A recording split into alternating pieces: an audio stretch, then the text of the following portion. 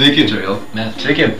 Mes šiandien norėtume pakalbėti apie gerąsias ir blogasias merginų savybes. Norėčiau pakalbėti apie kai kurių merginų blogą įprotį. Noriu pademonstruoti kai kurių merginų gražinimosi priemonės.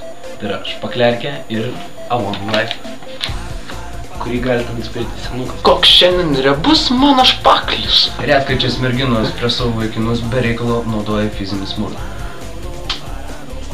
Brangioji, užtrukau darbe.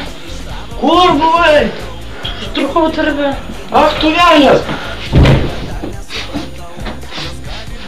Ką tu čia darai, man pasakyk? Kepu.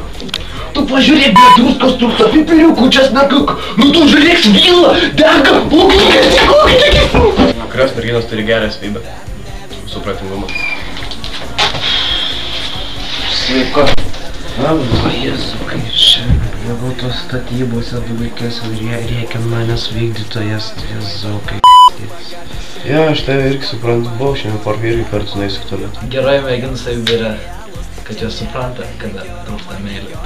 Ką daryti šiandien? Man nuotaikos nėra, o jėtų.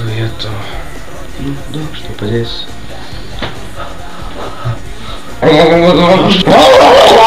Man tai patinka, kad merginos moka suprasti vyrus, moka juos užjausti. Aišku, patinka ir kai turi mažą minę. Ką, tu pupa, turi cigaretę? Turiu. Tai trauk čia. Matau su trumpu sijonėliu. Na, Tokios neturi? Tai tiek. Su jumis buvo ryšininkai. Ką tu čia darai? Tu pažiūrėk, per mažai blėtkai.